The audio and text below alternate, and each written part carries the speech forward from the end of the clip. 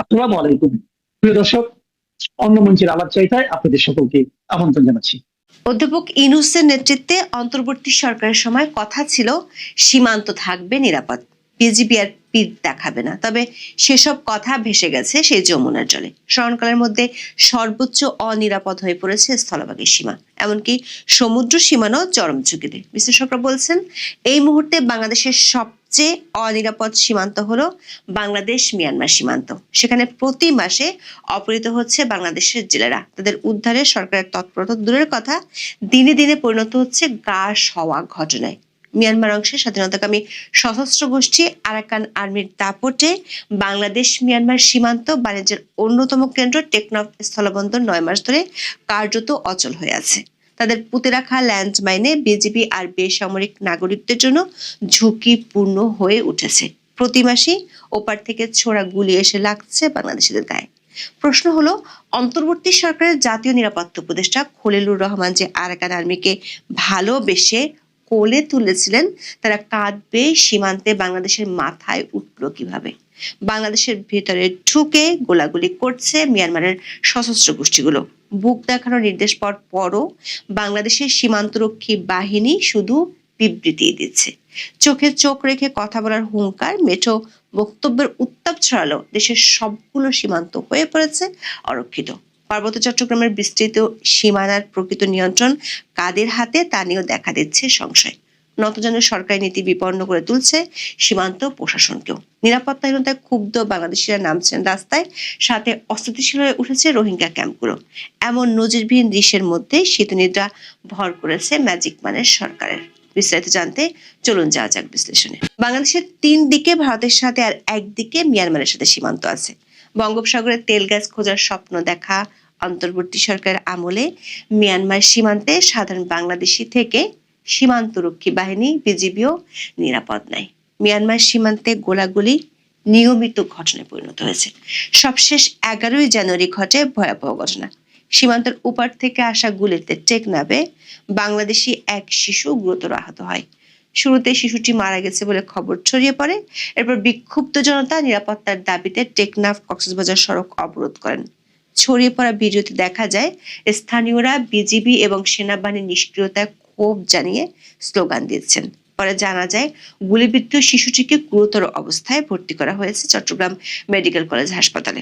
সংবাদ মাধ্যমের খবরে জানানো হয়, বাংলাদেশ মিয়ানমার সীমান্তে রোহিঙ্গা সশস্ত্র গ্রুপের সঙ্গে আরাকান আর্মির কয়েকদিন ধরে ব্যাপক গোলাগুলি চলছে। এতে বহু হতাহতের আশঙ্কা করা হচ্ছে। পালিয়ে বাংলাদেশে ঢোকার সময় 54 রোহিঙ্গা যোদ্ধাকে আটক করা হয়েছে। তাদের অনেকেই গুলিবিদ্ধ। মিয়ানমারের রাখাইন রাজ্যে আরাকান আর্মির অবস্থান লক্ষ্য করে জান্তা সরকারের বিমান হামলা ও ড্রোন হামলার খবরও পাওয়া গেছে। আর স্থলে আরাকান আর্মির বিরুদ্ধে লড়ছে রোহিঙ্গাদের 3টি সশস্ত্র গোষ্ঠী। এরা হলো আরাকান সালভেশন আর্মি বা ARSA, Arakan Rohingya solidarity organisation RSO এবং নবী হোসেন বাহিনী। আর এই তীব্র লড়াইয়ের কারণে অনেকটাই অরক্ষিত হয়ে পড়েছে সীমান্ত সংলগ্ন বাংলাদেশ ভূখণ্ড। দৈনিক প্রথম আলোর এক প্রতিবেদনে জানানো হয়, 3 দিন ধরে টেকনাফের হোয়াইকাং এর ওপারে রাখাইন রাজ্য ও দেশটির সীমান্তে 3 রাত গোলাগুলি ও বোমার বিস্ফোরণ ঘটেছে। ওপারে গুলি এসে পড়ছে হোয়াইকাং সীমান্তের লোকজনের ঘরবাড়ি ও চাষের জমিতে। আতঙ্কে লোকজন স্বাভাবিক চলাফেরা করতে পারছে না। 10ই জানুয়ারি সন্ধ্যা থেকে পরদিন সকাল 9:30 পর্যন্ত রাখাইন রাজ্যের বড়িবাজার এলাকায় থেমে থেমে ব্যাপক গোলাগুলি, মার্টারশেলের বিস্ফোরণ ঘটে। বিকট শব্দের বিস্ফোরণে টেকনাফের হোয়াইকং ও উখিয়ায় পালংখালী ইউনিয়নের 11টি গ্রাম কেঁপে উঠছে। সাধারণ মানুষ ঘরবাড়ি ফেলে নিরাপদ জায়গায় আশ্রয় নেয়। নাফ নদীও হয়ে উঠেছে বিপদসংকুল। মিয়ানমার সীমান্তে এই যে গোলাগুলির ঘটনা, এটি নতুন কিছু নয়। গত 25শে নভেম্বর দৈনিক যুগান্তরের শিরোনাম ছিল, রাখাইনে জান্তা আরাকান আর্মির মধ্যে তীব্র লড়াই, জনশূন্য 20টি গ্রাম। 23শে নভেম্বর বিডি নিউজ 24 এর শিরোনাম ছিল, আরাকান আর্মির সঙ্গে সংঘাতে আরসা আরএসও ওপারে আতঙ্ক।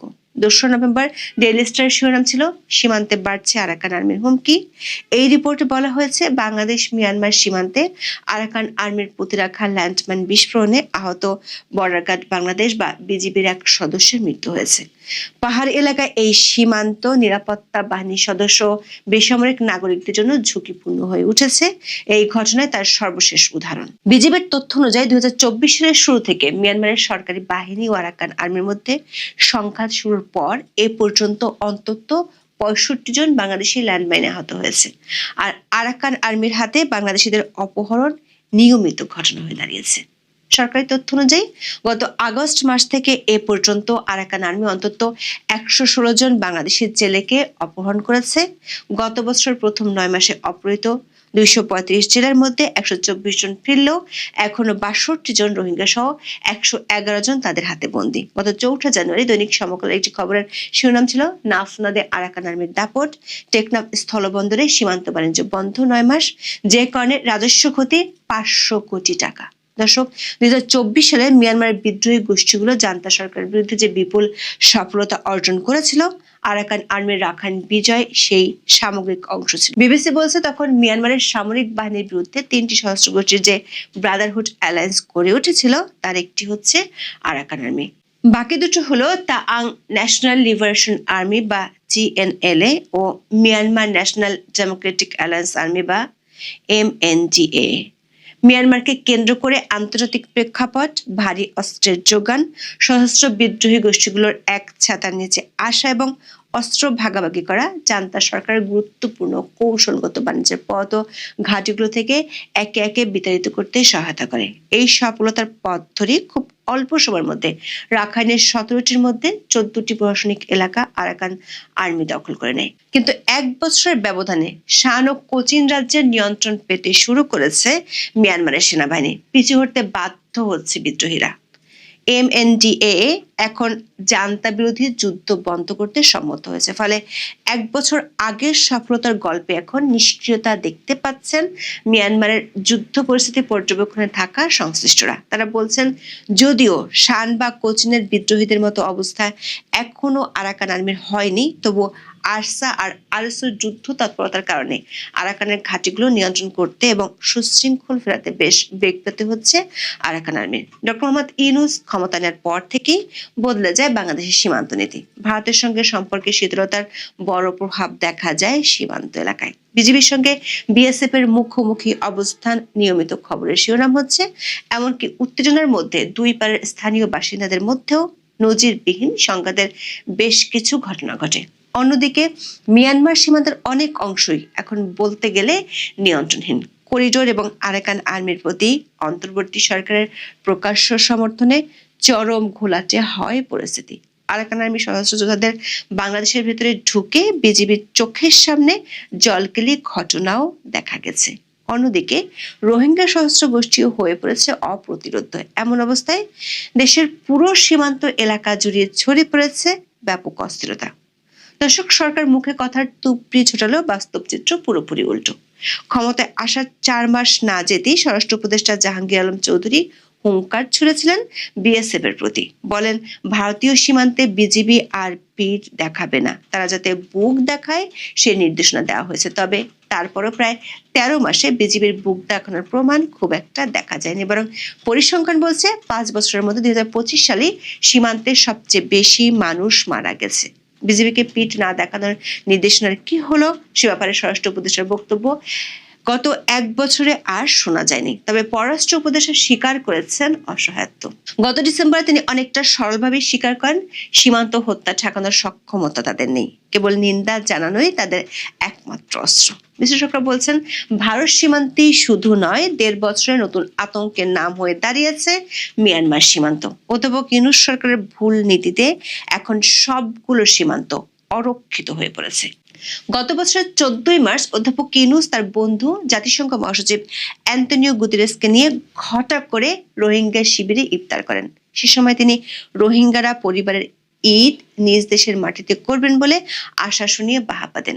চট্টগ্রামের আঞ্চলিক ভাষায় বলেছেন, আল্লাহর হাসে দোয়া করি সামনের ঈদুজ্জান অনেরা নিজের বাড়ি যাইয়েরে ঈদ গরিন ফারান। এই ঘোষণা নিয়ে সরকার সমর্থকদের মধ্যে আনন্দের বন্যা বয়ে গেল। প্রায় 1 বছরে একজন রোহিঙ্গাও ফেরত যাননি। উল্টো বাংলাদেশে নতুন করে ঢুকেছে আরো 2 লাখ রোহিঙ্গা। রোহিঙ্গা শরণার্থীদের মধ্যে আন্তর্জাতিক সহায়তাও কমে আসছে। বিষয়টি নিয়ে জাতিসংঘে একটি বিশেষ আয়োজনে প্রধান উপদেষ্টা যোগ দিলেও এখন পর্যন্ত ফলাফল শূন্য। রোহিঙ্গা সংকট আরও জটিল হওয়ার পাশাপাশি পুরো কক্সবাজার এবং পার্বত্য চট্টগ্রামের মিয়ানমার সীমান্তে তৈরি হয়েছে চরম নিরাপত্তাহীনতা। বিশেষ করে আরাকান আর্মির প্রতি সরকারের খোলাখুলি সমর্থন পরিস্থিতি আরও নাজুক করেছে। বিষয়টি নিয়ে দ্বন্দ্বে জড়িয়ে পড়েছে রোহিঙ্গাদের সশস্ত্র গোষ্ঠীগুলো। মিয়ানমারের জান্তা সরকারের সমর্থন পুষ্ট রোহিঙ্গা গোষ্ঠীগুলোর সঙ্গে আরাকান আর্মির সংঘাত তীব্রতর হওয়ায় দ্বিমুখী সংকটে পড়েছে বাংলাদেশ। নন স্টেট অ্যাক্টর হিসেবে আরাকান আর্মির সাথে দহরম মহরম বাংলাদেশের জন্য বিপদ ডেকে আনতে পারে এমন সতর্কতা সীমান্ত নিরাপত্তা বিশ্লেষকরা অনেক আগেই করেছিল, কিন্তু অন্তর্বর্তী সরকার বিদেশি বন্ধুদের খুশি করতে সে পথেই পা বাড়িয়েছিল। কিন্তু কয়েক মাসের মধ্যেই আরাকান আর্মি তার আসল রূপ দেখানো শুরু করে। গত 8 নভেম্বর বিজিবি এক বিবৃতিতে জানিয়েছিল, কক্সবাজার উখিয়ার পালংখালী এলাকায় সীমান্ত পোস্টে হামলা চালিয়েছে আরাকান আর্মি। এতে বলা হয়, আরাকান আর্মি স্বয়ংক্রিয় অস্ত্র সজ্জিত 3 জন সদস্য উদ্দেশ্যমূলকভাবে শূন্যরেখা অতিক্রমের পর বিজিবি চৌকি নিশানা করে 3 রাউন্ড গুলি ছোড়ে কোনো ধরনের উস্কানি ছাড়াই। আরাকান আর্মি যতদিন জান্তার আক্রমণের মুখে বেকায়দায় ছিল, ততদিন মাত্র বাংলাদেশের কথায় তাল দিয়ে গেছে। এমনকি সংগঠনটির খোদ সামরিক প্রধান তোয়াইমরাত নাইং বলেছিলেন, রোহিঙ্গাদের মানবাধিকার ও নাগরিক অধিকার বিষয়ে তারা বাংলাদেশের সঙ্গে কাজ করতে আগ্রহী। এরপর বাংলাদেশের জাতীয় নিরাপত্তা উপদেষ্টা ঘোষণা করেছিলেন, যে যাই বলুক তিনি আরাকান আর্মির সাথে যোগাযোগ রাখবেন। তারপর থেকে মানবিক করিডোর নিয়ে কতটা জল ঘোলা হয়েছে সেটা সবারই জানা, কিন্তু তার এমন যোগাযোগ রক্ষা সত্ত্বেও আরাকান আর্মির প্রধান সম্প্রতি ইরাবতী ম্যাগাজিনকে দেওয়া সাক্ষাৎকারে রোহিঙ্গাদের শত্রু এবং বাংলাদেশকে প্রতিপক্ষ আখ্যা দিয়েছেন। আরাকান আর্মির প্রধান তুন মায়াত নাইং অভিযোগ করে বলছেন, আরসা ও আরসুর হামলার পেছনে বাংলাদেশি কর্মকর্তাদের মদত রয়েছে। যদি এ ধরনের অভিযোগকে বিভ্রান্তিকর বলছে বাংলাদেশের সীমান্ত রক্ষা বাহিনী বিজিবি।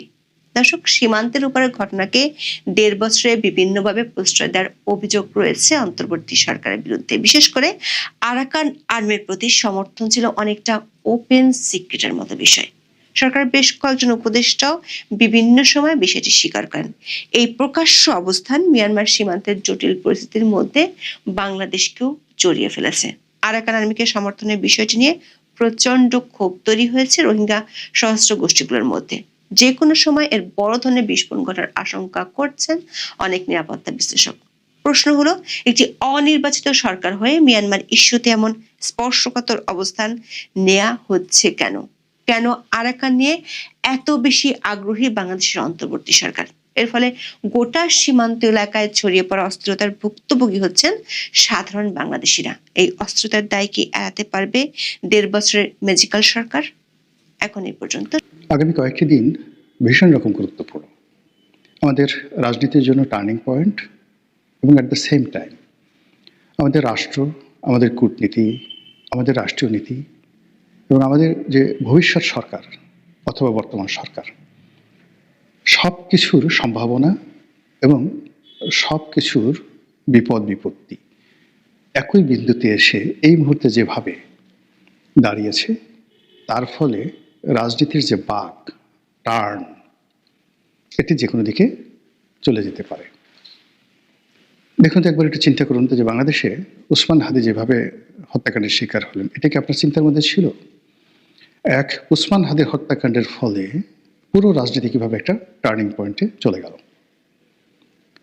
প্রথমে এটা মনে করলাম একটা নিছক হত্যাকাণ্ড, পরবর্তীতে দেখা গেল যে এর পিছনে একটা বিরাট জ্ঞান কাজ করছে, এবং এই হত্যাকাণ্ডকে কেন্দ্র করে মানুষের আবেগ যেভাবে জাগ্রত হলো বা যেভাবে মানুষের আবেগকে জাগিয়ে তোলা হলো, তার প্রেক্ষিতে বিএনপির জন্য রাজনীতি করাটাই ঝুঁকিপূর্ণ হয়ে গেল। এবং বিএনপি ভাবলো, বুঝতে পারলো যে তারেক রহমান সাহেবের উপস্থিতি ছাড়া কোনো অবস্থাতেই এই যে হাদির হত্যাকাণ্ডকে কেন্দ্র করে যে পরিস্থিতি তৈরি হয়েছে, এটা সামাল দেওয়া সম্ভব নয়। বিএনপি ব্যাকফুটেজে চলে যাচ্ছিল। সেখান থেকে সামনের সারিতে আসার জন্য জনাব তারেক রহমান সাহেব দেশে আসলেন। দেশে আসার পর তার আম্মা ইন্তেকাল করলেন। এই দুটো ঘটনা আবার 180 ডিগ্রি অ্যাঙ্গেলে হাদি হত্যাকাণ্ডের পরে যে পরিবেশ পরিস্থিতি তৈরি হয়েছিল সেটাকে রিভার্স করে দিল, এবং পুরো পরিবেশ পরিস্থিতি জনাব তারেক রহমান সাহেব এবং বিএনপির পক্ষে চলে গেল। এবং 25 তারিখ থেকে আজকে 10 তারিখ পর্যন্ত পুরো ঘটনা একটার পর একটা বিএনপির পক্ষে যাচ্ছিল। কিন্তু বিএনপির প্রতিপক্ষ যারা আছে তারা তো বসে নেই, তারা তাদের মতো সেই একটার পর একটা প্রোগ্রাম করে যাচ্ছে। এবং তারা এই গত 17 মাসে যে দাবার চাল দিতে অভ্যস্ত হয়ে পড়েছে, তারা বিভিন্ন কৌশল অবলম্বন করে যেভাবে তারা একটার পর একটা সফলতার মুখ দেখেছে, যেভাবে গুপ্ত থেকে নিজের পরিচয় গোপন করে তারা আওয়ামী লীগের 12টা বাজিয়ে দিয়েছে, যেভাবে গুপ্ত থেকে তারা বিএনপির 12টা বাজিয়ে দিয়েছে, যেভাবে গুপ্ত থেকে ডক্টর মোহাম্মদ ইউনূসকে তারা পেট্রোনাইজ করে যাচ্ছে, যেভাবে গুপ্ত থেকে রাষ্ট্রের বিভিন্ন বিভাগ, অনুবিভাগ এবং রাষ্ট্রের বাইরে যে সকল শক্তিশালী চক্র রয়েছে তাদের সঙ্গে কোনো রকম পরিচয় প্রকাশ না করে কেবলই মাত্র গুপ্তভাবে তারা যে সংযোগ স্থাপন করছে এবং যে শক্তি তারা অর্জন করে ফেলেছে, আপনি যদি তুলনা করেন বিএনপির সঙ্গে কিংবা আওয়ামী লীগের সঙ্গে, সেই তুলনায় আওয়ামী লীগ এবং বিএনপির এই যে প্রতিপক্ষ রাজনৈতিক শক্তিটি, দক্ষিণপন্থী শক্তিটি, তাদের কাছে আওয়ামী লীগ বিএনপি রীতিমতো শিশু, অবোধ শিশু। তো এই যে এখন বিএনপি রাজনীতির ময়দানে 15 দিন ধরে তাদের যে দাপট, সেই দাপট নিয়ে জনাব তারেক রহমান সাহেব বগুড়া যাচ্ছিলেন। তো তিনি যদি বগুড়া যেতে পারতেন বা যেতেন, তার যাওয়ার দরকার ছিল না, প্রথমত তার যাওয়ার দরকার ছিল না, কিন্তু যেহেতু তিনি যাচ্ছেন বা যাওয়ার সিদ্ধান্ত নিয়েছেন, তখন এটাকে সেলিব্রেট করার জন্য ঢাকা থেকে বগুড়া পর্যন্ত যা কিছু হতো যাওয়া এবং আসার পথে, সেটা আগামী আরো 7 দিন পুরো পরিস্থিতি বিএনপির পক্ষে থাকতো এবং সবাই শুধু ইয়া বিএনপি, ইয়া বিএনপি, বিএনপি ছাড়া কিচ্ছু না, এই কথাই বলতো। রাস্তার দুই পাশে লক্ষ লক্ষ মানুষ, হাজার হাজার গেট, হাজার হাজার গাড়ির বহর, সব কিছু নিয়ে বিএনপি যে মহড়া দিত, ওই সমপর্যায়ের মহড়া বিএনপি যারা প্রতিপক্ষ তাদের দেওয়া তো সম্ভব ছিলই না, বরং ওই মহড়া যদি তাদের প্রতিপক্ষকে দেখতে হতো নিজের চোখ দিয়ে এবং ওই মহড়ার স্লোগানগুলো তাদের যদি নিজেদের কান দিয়ে শুনতে হতো, তো এটা যে তাদের জন্য কত কষ্টের ছিল, কত বেদনার ছিল, সেটা ভাষায় প্রকাশ করা যাবে না। ফলে তারা কি করলো, ছোট্ট একটা সুইচ চেপে দিল, no sound, no how, no cow, just পুশে সুইচ। সঙ্গে সঙ্গে বগুড়া যাওয়া বন্ধ হয়ে গেল। এখন তো বিএনপি যারা লোকজন হায় হায়, এটা কেন হলো, ওটা কেন হলো। নির্বাচনের এই সময়টিতে নির্বাচনের বিধি ভঙ্গ করে জনাব তারেক রহমান সাহেব যদি যান, বগুড়াতে যান, তাহলে এটি নিয়ে মামলা হবে, আইনগত জটিলতা হবে। কাজে তিনি যেতে পারছেন না, নির্বাচন কমিশন নিষেধ করে দিয়েছে। ভালো কথা, তিনি আইন মান্য করছেন, কিন্তু এই সিদ্ধান্তটা যদি তিনি আগে নিতে পারতেন এবং যদি ঘটনা এইরকমই হবে তার যদি একটা ধারণা থাকতো, তাহলে এই বিব্রতকর পরিস্থিতি তৈরি হতো না। দ্বিতীয়ত, এখনও তিনি যে কাজকর্মগুলো করে যাচ্ছেন, বিএনপির যারা লোকজন আছেন তারা করাচ্ছেন বা তিনি করছেন, এগুলো প্রতিপক্ষকে যথেষ্ট সুযোগ করে দিচ্ছে। This not the time for celebration. একটা সিনেমা দেখছিলাম, হিন্দি সিনেমা, অসাধারণ একটা হিন্দি সিনেমা, সেটা হলো বিখ্যাত অভিনেতা নাসিরুদ্দিন শাহ। তো তার সাথে গন্ডগোল একজন ভিলেনের। তো ভিলেনেরকে বেশ কয়েকবার আক্রমণ করেছে, মারধর করেছে নাসিরুদ্দিন শাহ। তো ভিলেন খুব রেগে গেছে এবং সে শেষ পর্যন্ত কি করলো, অনেক কসরত করে নাসিরুদ্দিন শাহের বেডরুমে ঢুকে গেল। তো বেডরুমে ঢুকে সেই নাসিরুদ্দিন শাহের সামনে পিস্তল উঠিয়ে 1 ঘন্টা গালাগালি করলো, আমাকে এটা করেছি, ছোটা করেছি, আজ থেকে মেরে ফেলবো, তোর শেষ ইচ্ছা কি আছে, ইত্যাদি ইত্যাদি নানা রকম কথা সিনেমায় যাওয়া হয়। তো এরই একটা ফাঁকে নাসিরুদ্দিন শাহ, তার পাশে পিস্তল ছিল, সেই পিস্তল দিয়ে জাস্ট একটা শুট করে ভিলেনকে মেরে ফেললো। তারপর শেষে ইংরেজিতে যেটা বললো, স্টুপিড, তুই যে সময়টাতে কথা বলছিলি সেটা আসলে কথা বলার সময় নয়, এটা হলো গুলি চালানোর সময়। তো তুই যে ভুল করেছিস আমি সেই ভুল করছি না বা করিনি, যার জন্য এনজয় ইউর টাইম, তুই মরে যা এবং কবরে গিয়ে তোর সময়টা উপভোগ কর। তো সেক্ষেত্রে বিএনপির জন্য এখন যে সময়টা, এই সময়টা আনুষ্ঠানিকতার সময় নয়, অপ্রয়োজনীয় কোনো সময় নয়।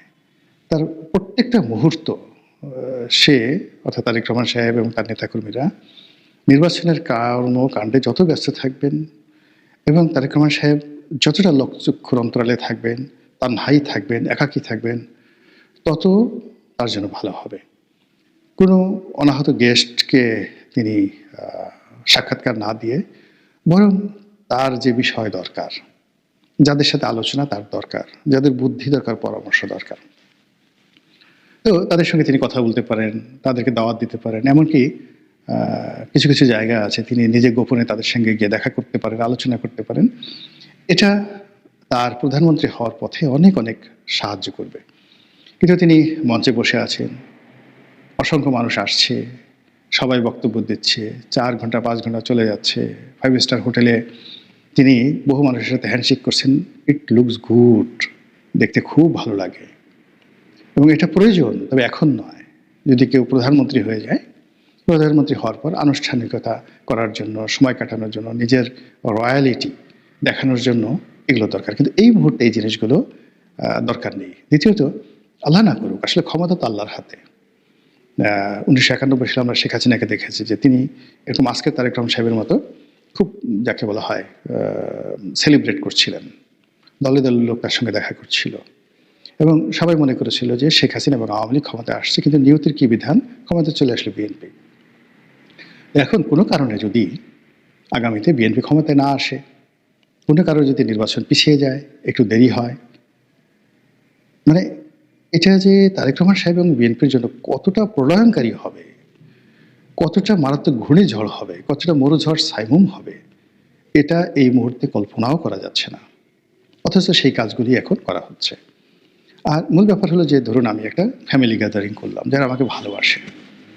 তো যারা আমাকে ভালোবাসে তারা আমার সামনে আসলো, আমার দলের লোক, তারা আমার প্রশংসা করলো, বা আমার দলের বা পরিবারের কিছু কিছু লোক আছে এটাও রাগ হয়ে আছে, তারা এসে একটা কথাবার্তা বললো, এটার তো 2 পয়সার মূল্য নাই আমার কাছে।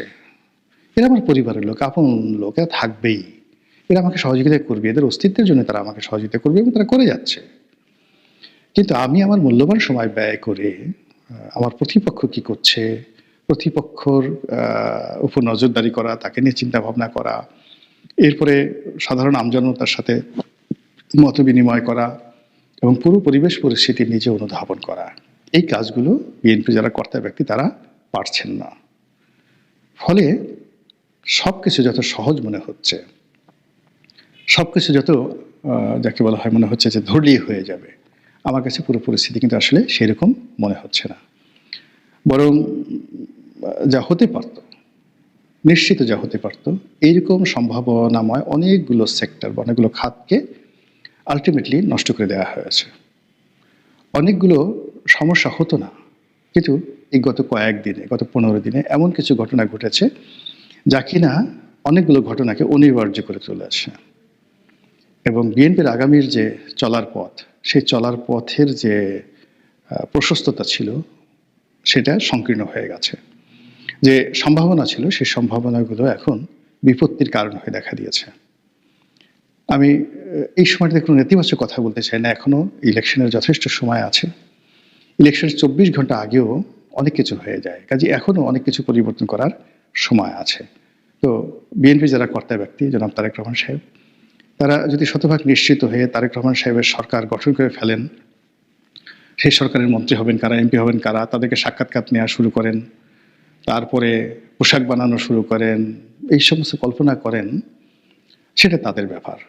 কিন্তু সেটা না করে তারা যদি এই সময়টিকে মনে করেন যে এটা একটা যুদ্ধক্ষেত্র এবং ফেব্রুয়ারি মাসের 12 তারিখ পর্যন্ত আমাদেরকে যুদ্ধ করতে হবে, গভীর রাত পর্যন্ত, যতক্ষণ না পর্যন্ত বঙ্গভবনে গিয়ে আমরা শপথ গ্রহণ না করব আর পার্লামেন্ট মেম্বাররা গিয়ে পার্লামেন্টে বসে শপথ গ্রহণ না করবে, ততক্ষণ পর্যন্ত আমাদের এই যুদ্ধ অব্যাহত থাকবে। যুদ্ধের ময়দানে বিয়ে হয় না, যুদ্ধের ময়দানে গান বাজনা হয় না, যুদ্ধের ময়দানে কোনো আনুষ্ঠানিকতা থাকে না, রাজা সিংহাসনে এইভাবে বসে না, তাকে যুদ্ধের পোশাকে বসে থাকতে হয়। তো এখন যে একটা নির্বাচনী ব্যাটেল চলছে, যুদ্ধ চলছে, সেই নির্বাচনী ব্যাটেলে আমার কাছে মনে হচ্ছে যে বিএনপির যোদ্ধারা পর্যাপ্ত সময় দিচ্ছেন না। মহান আল্লাহ আমাদের সবাইকে হেদায়েত দান করুন।